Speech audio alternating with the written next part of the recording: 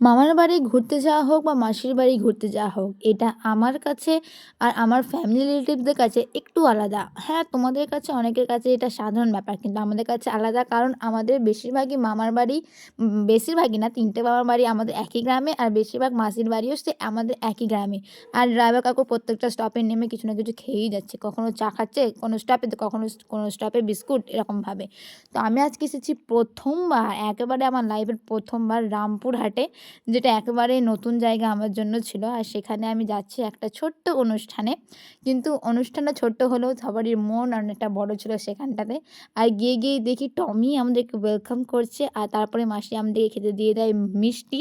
আর এরপরে একটা ছোট্ট ঘটনা হয়েছিল, তোমায় একটু পরে আমি বলছি। আর তারপরে দেখো জানলার ধারে বসে আমরা একটু প্রকৃতির আমরা ফিল নিচ্ছিলাম। আর এই বাসনপত্র দেখে তোমাদেরকে কি মনে হচ্ছে বলো তো? আর এটা হচ্ছে মাসিদের বাগান, যেখানে অনেক রকমের ফুল, অনেক রকমের গাছ ছিল। আর এই দেখো পেয়ারাও গাছও ছিল, আর পেয়ারা গাছে পেয়ারাও ধরেছিল। সে পেয়ারার লোভে পড়ে আমার বান্ধবী দেখো ওই জিনিসটাকে বের করতে লেগেছে এবার। কিন্তু ও আর মানে ওখান থেকে বের করার আগে আরও একটা গাছে দেখো আটকে দিয়েছে। উফ! किसी दिन ये लड़की मुझे भी मरवाएगी और खुद भी मरेगी। बस काम करने जाती है तो कांड हो जाते हैं इस लड़की के साथ। যাই হোক, আফটার লটস অফ ট্রাইং দেখো এক শটেই কিন্তু একটা পেয়ারাটাকে ভাঙতে পেরেছে। তোমরা হয়তো বুঝতেই পারছো ওর হাসি দেখে কতটা খুশি হয়েছে, আর ঠিক ততটাই মোটিভেশনও পেয়েছে। তাই জন্য দেখো আরও একটা মানে আরও একটা নয়, এক শটে ২ টো পেয়ারাই ভাঙতে পেরেছে। আর এটা হচ্ছে বাড়ির ভেতরের বাগান, ঠিক আছে? নানা রকমের ফুল ছিল, ছোটো ছোটো ফুল, আর সুন্দর সুন্দর গাছও ছিল।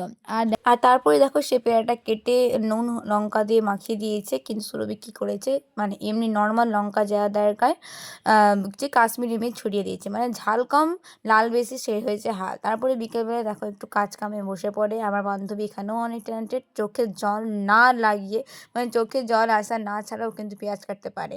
আর তারপরে বললাম না ওই একটা গল্প বলবো, সেটাই হচ্ছে এই গল্পটা, যে মাসি মিষ্টি দেওয়ার পর ফ্রিজ থেকে বের করে জল দিয়ে দেয় আমাদেরকে স্প্রাইট ভেবে, কিন্তু বিকেলবেলা যখন বৌদির মনে পড়ে তখন আবার স্প্রাইটটা আমাদেরকে এনে দেয়। তো এটাতেই আমরা অনেক মানে হাসি পাচ্ছিল আমাদেরকে। আর মাসি বলছে তোরা কেন বলিস নি যে এটা জল ছিল, স্প্রাইট না? এটাই হচ্ছে ব্যাপার। আর আমি বললাম না আমার বান্ধবী অনেক ট্যালেন্টেড।